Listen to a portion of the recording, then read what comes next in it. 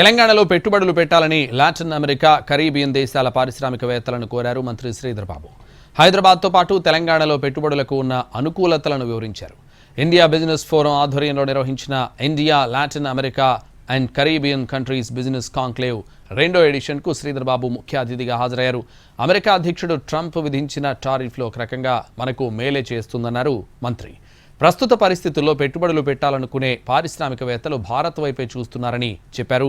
తెలంగాణలో పెట్టుబడులు పెట్టేందుకు ముందుకొచ్చే పారిశ్రామికవేత్తలకు అన్ని రకాలుగా అండగా ఉంటామన్నారు.